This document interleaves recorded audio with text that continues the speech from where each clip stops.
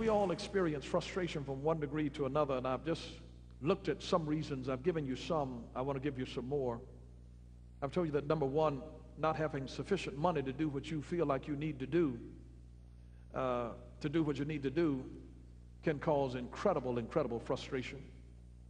And number two, the sense of that we are running out of time, and we don't have all of the time that we want to do, or the time that we need to do a particular thing, and that can frustrate us if you're ever feeling like you are running out of time.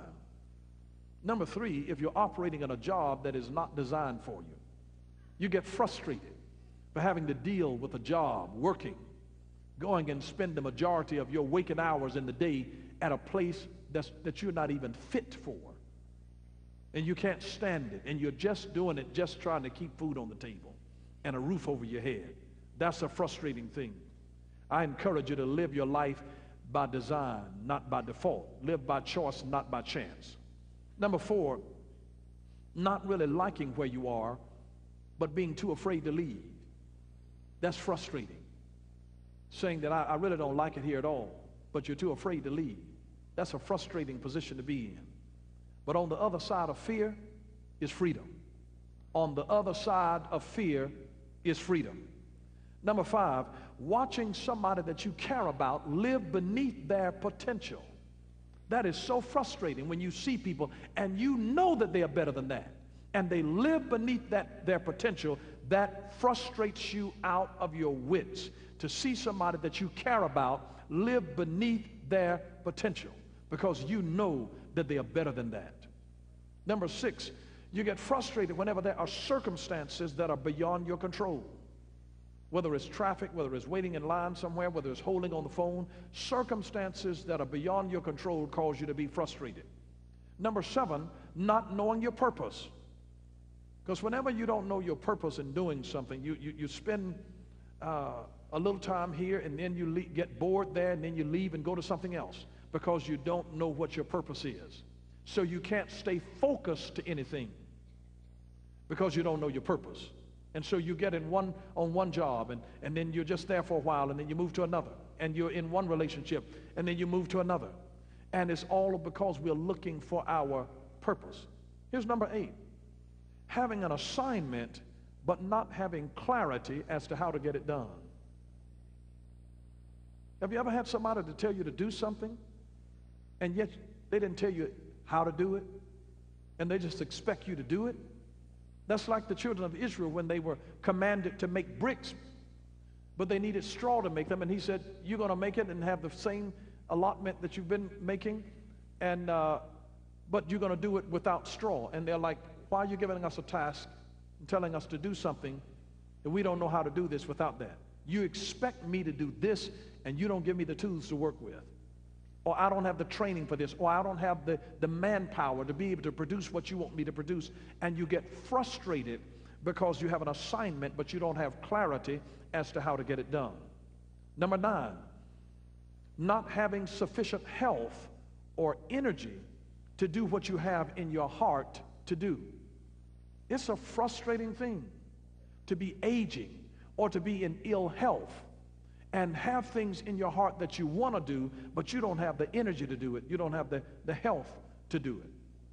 Number 10, you get frustrated whenever you are not organized in your thoughts. If you are not organized in your thoughts. Because what happens if you're not organized in your thoughts, you will be unable to express yourself. You're unable to express yourself. So when men feel inadequate to talk things out, guess what they do? They act them out. If they don't feel like they can talk them out sufficiently, they will act them out. So you see, if you ever see somebody acting in an unacceptable way, ask yourself, are they trying to tell me something and they're just having trouble articulating it? It is not uncommon for a child, whenever a child begins to revert in their development. You can have a child at a certain age, they've already been potty trained, and all of a sudden they go back to start urinating in the bed again. That action is a way of their expressing something that they don't know how to articulate. It may be something emotional that they're dealing with, and they are acting out what they cannot talk out. It's amazing. It's a sign of frustration. Perhaps they'll regress in some other behavior that they had been doing well in, and that regression in their behavior is a sign that something is frustrating them, generally emotionally, that they're going through something and they're trying to tell us something, but they don't know how to communicate it, so they act it out.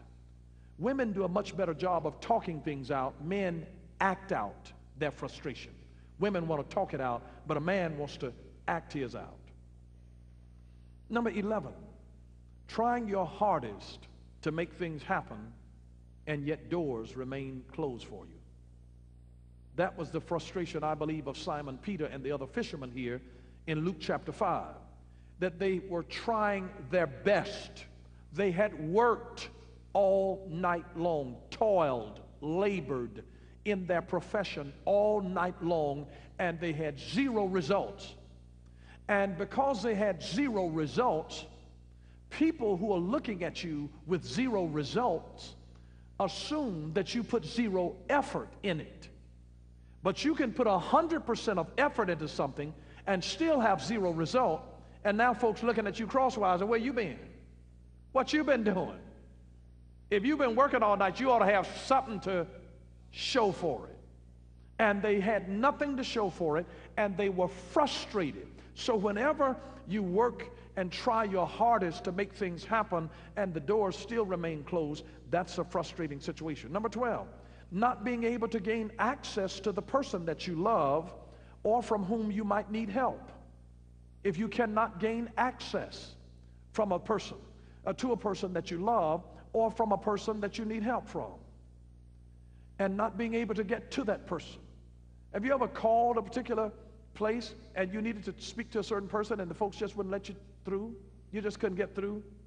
Isn't it a frustrating thing to call an organization and then they put you on hold and then they transfer you to one department and then you talk to them for a while and then they say, oh no, this is not, we don't handle that here, we've got to transfer you to another department, and then they switch you to somebody else, and then that person says, oh, well, you should have said this at first. No, you need to call such and such.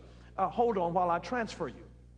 And then they put you on hold again, and how frustrating that can be to have not being able to gain access to the person that can happen. They can sometimes be so close, but you can't gain access to them. So there's so many different things that can cause the frustration.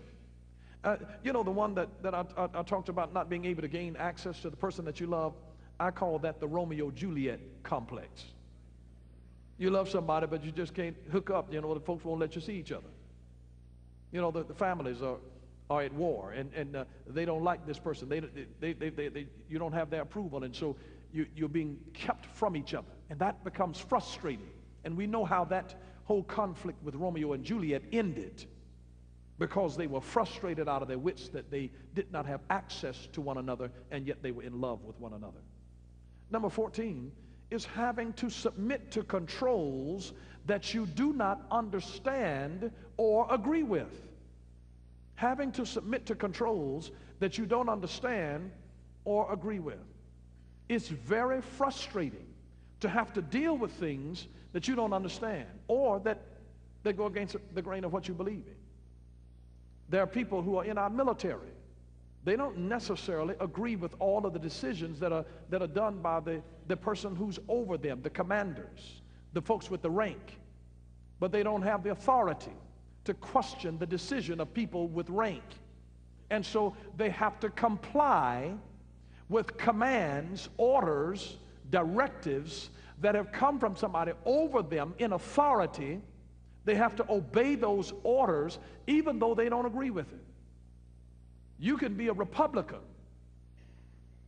in the military and not agreeing with the military strategy of a Democratic president or vice versa, and get frustrated because you feel like you have to do something militarily that you don't even agree with. That's a frustrating situation. Number 15 is to having things to happen to which you have absolutely no explanation. To have something to happen and you have no explanation. You know, that's what Job dealt with. That's what Job dealt with. He suffered attack of losing all 10 of his children, his cattle, his livestock, his own health, and there was nothing that he could attribute in his own personal life. He couldn't attribute that loss to any particular thing. That was frustrating to him. That's why he went off on God and started saying, you know, hey, what's up? What's up with all of this? He was frustrated because things were happening to him for which he had no explanation. And there will be things. I told you that we suffer for doing right. We suffer for doing wrong. And then we suffer for no apparent reason. And here's number 16. It's frustrating whenever you see something bigger in you than the reality that is around you, and yet you don't know how to make it happen. To feel something in you when you know that something is in you of greatness and you don't know how to get it out. That's a frustrating experience. Very, very frustrating experience. And I've said this to you, that in life, you will never be dealt a hand that with God's help cannot be turned into a winning hand. In life, I don't care what kind of hand you've been dealt, every hand that you've been dealt can be turned into a winning hand. It can be turned into a winning hand. And so here, I want you to realize that whenever you are frustrated, frustration causes you to make poor decisions. Poor decision. The flight attendant who became frustrated made a poor decision to cuss one of the patrons out over the PA system. Now, it would have been differently had he just bent down to that individual and just said, let me tell you something, you know. But he's on the PA system. Cussed him out on the PA system. Whenever you get frustrated, it will cause you to make poor decisions. And then to pull the emergency thing and slide down the room. He was really ticked off. Really, really frustrated. But whenever you get frustrated, guess what will happen? You make poor choices all the way around. You make poor food choices. Did you know that there are people that eat out of their frustration? And when you are frustrated, you go to feel-good foods. You are not going to crunch on some carrots and celery. You want something with some salt and sugar in it, and a lot of it. You need you need some ice cream. You need chocolate. You need something that's you need something. See, and you'll make poor decisions from a food standpoint. You'll make poor nutritional decisions just because you are frustrated. And whenever we are upset during frustrating moments, we seek comfort. And I don't care whether that comfort comes in the form of food that is unhealthy for us, or sometimes it is sought through something else that gives us a chemical high. So that when individuals get frustrated, they are more prone to have a relapse. More relapses happen in drug addicts, recovering addicts. They happen when they get frustrated. It's a prime precipitator of a relapse. Whenever they get frustrated, they go back to the thing that made them feel good, that eased the pain. They're looking for comfort, something that takes them out. So whether it's alcohol or drugs or illicit or illegal sex, they go back to something that makes them feel good. Some people use food, some use sex, some use drugs, some use alcohol. They'll go to various things, and they might have been doing fine until they got frustrated. They get frustrated, they had stopped smoking, and all of a sudden, just frustrated. You'll be surprised. Frustration causes you to make poor decisions. That's why I'm trying to teach you how to handle frustration appropriately, because if not, some of you all will be walking off of your job, telling them where they can take that job, cussing your customers out, Because there are cantankerous people in the world who are mean-spirited. They've got bad, negative attitudes. You got to be prepared for them when you come in, and know that this, don't make it personal. Don't make it personal. So you're in a place, you have to handle frustration to say, hey, you know what? This is not about me. I've had people, rolling their eyes, cussing me out when I was working in retail like that. They're dirty. I mean, they will tell lies to get over, scheming, just all kind of things. Nasty, and you got to help them. I try to be nice to people, particularly in food serving places.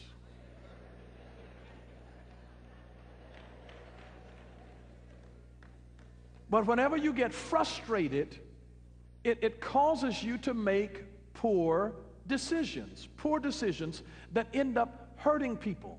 So you look for something that is comforting, because frustration gives you like a brain freeze. It's uncomfortable to your brain, and we're looking for something that soothes the pain. Frustration causes pain in the brain. That's what it does. Frustration causes pain in the brain. So we use drugs and alcohol to anesthetize the pain that we are experiencing. We're frustrated, and we want to be taken out of our frustration. We want to be taken out of our frustration. And so we try to do that to anesthetize the pain. You heard about Fantasia this week. Had a little pain. She took something to anesthetize the pain. When you're frustrated, it causes you to make poor decisions. Poor decision.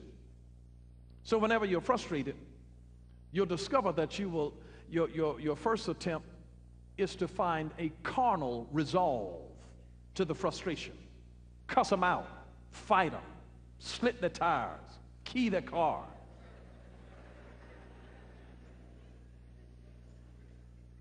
But always remember this, there is always, please always remember this, whenever you're frustrated, always remember that there is a wholesome alternative to escape your frustration. There is a wholesome alternative to escape your frustration. You have to find it though. Remember 1 Corinthians 10:13 that says, there hath no temptation, provocation, adversity taken you, but such as is common to man. But God is faithful. He's objectively trustworthy, who will not suffer you to be tempted above that you are able, but will with the temptation also make a way to escape, to go out or to exit or to end it, so that you might be able to bear it or undergo the hardship or endure the hardship. Now notice, you remember the runner when he had a problem with his hamstring? God didn't just say, and it disappeared. What did he do? He sent the Father down to help him endure it. Say endure. Whenever you hear the word endure, it means that you've got to go through this. You're not going to be delivered out of it. You got to hobble through it. You got to hobble through it. The Bible says, endure hardness like a good soldier of Jesus Christ. Endure it. There's no need in just remaining frustrated. You will get frustrated from time to time, but you don't have to stay frustrated. Remember, frustration is temporary. Say that with me. Frustration is temporary. It is temporary. Frustration is temporary.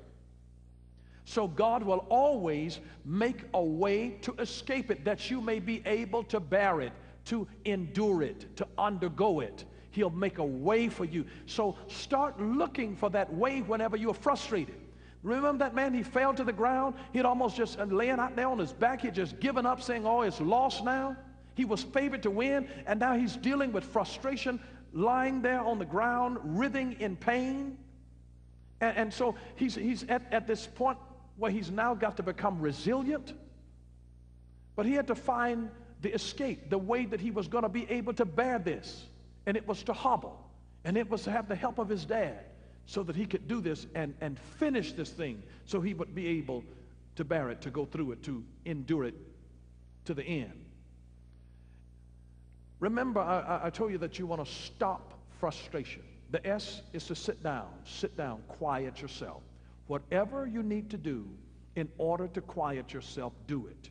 Whatever you need to do to quiet yourself, do it. I don't care whether it's listening to music, whether it's going fishing, whether it's writing, journaling, whether it's getting a massage, taking deep breaths, visualizing yourself in an exotic place someplace, speaking positive confessions to yourself, praying, reading your Bible, whatever it is that helps you, talking to a friend, whatever it is that calms you down, do it. Just do it if it calms you down. It would have been better for that flight attendant to have eaten a piece of chocolate. You just eat it, just go to the bathroom and just pig out. Whatever you need to do in order to relieve your frustration so that you can sit down, you can bring it down. The T, remember, is think. Think about what has frustrated you and why. Because remember again, frustration is temporary. And ask yourself the question, will this matter in 20 years? The thing that I'm frustrated over right now, will it matter in 20 years? In fact, 20 years from now, you won't even remember why. It doesn't even have to be 20 years. I mean, a couple can have an argument tonight, and a year from now, they will not have a mental clarity as to what they were even arguing over. That shows you that it is minutia, that you were really arguing because you were frustrated. It was not the content of what you were arguing about. It was the emotion that you were going through. See, a year from now, you'll remember that you all had this fight, but you won't even remember what you were fighting over. You will not even remember what it was about. So think through that. Will this matter 20 years from now? That somebody looked at me crosswise. That somebody called me out of my name. That somebody told me I was sorry, couldn't have do anything right. Will that matter 20 years down the road? Will it matter 5 years down the road? Will it matter after I've lost my job and sitting up there waiting for my unemployment to come? So think. Here's the O. You ready for the O? I should make you wait till next week. Here's the O. Observe. We primarily learn through observation. Now I want you to do something for me. I want you to hold your right hand out. And then take your index finger. You know that's the pointing finger. And now touch your right earlobe. And now I want you to take that same right finger and touch the tip of your nose. Got it? Now take the hand off. Take the index finger and the thumb. Make a circle. You got your circle? Now take that circle and place it right on your chin.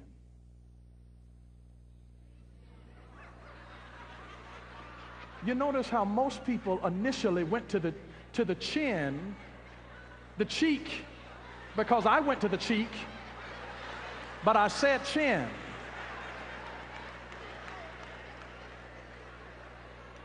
And that just shows you that we learn primarily through observation. So, come on, give me a kiss right here on the chin. And if you see it, how the power of seeing it generally takes dominance over what you heard. Does that make sense to you? So it's a great thing that in the midst of frustration, just observe. You will be surprised. It's amazing that we have 2 eyes and how many mouths? It ought to tell us that you ought to do twice as much looking as you do talking, because you can observe something. Examples are always clear. So the question is what are you seeing modeled before you? If you grew up in a household seeing a mama or a daddy handle frustration poorly, storming out, putting holes in the wall, beating each other up, it used to just be where it was domestic violence meant men beating the women up. Women beat the men up now.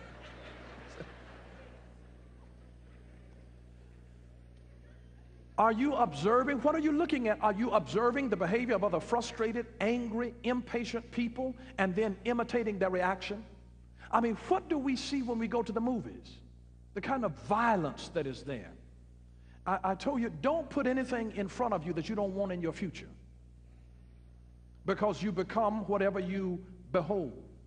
Hebrews chapter 12, verse 1 and 2, it talks about, let us run with patience the race that is set before us, looking unto Jesus, the author and the finisher of our faith, who for the joy that was set before him endured the cross. He looked at the joy that was before him. That's what gave him endurance power, is that he looked at the cross. You have to observe. Look at the long-term picture, because this is not going to matter in 5 years from now. Yeah, I might have had a bad day. I'm upset. Somebody hit me in the head today. But listen, I'm going to get through this. I had a wreck in the car. This happened, that happened, the other thing. But 5 years from now, you won't even remember what happened. You will remember that you lost your job. So take your time, observe the big picture. Ask yourself the question, is this really worth it? Is this going to matter to me down the road? Is this honestly worth it? Observe it. When you are frustrated, take some time to take some deep breaths, think through some things, and observe the situation. You just get a hold of your environment. Think about, observe your children who are looking to you as an example, and there you are fighting somebody like a dog. Just think about what this looks like. Observe how you look in other folks' eyes. Observe. Whenever you get frustrated, observe your actions through the eyes of other people who are looking at you. How are they being impacted? What will my children think? What will my parents think? What does God think? How does this reflect on my being a Christian? Observe. Observe. You know, the Bible in many places will just say, stop, behold. That means simply observe, take a look, stand back and take a look at this thing. If you'll pull yourself back from the emotion of the situation and look at it. Thank you for watching Power for Living with Bishop Dale C. Bronner. Until next time, God bless you.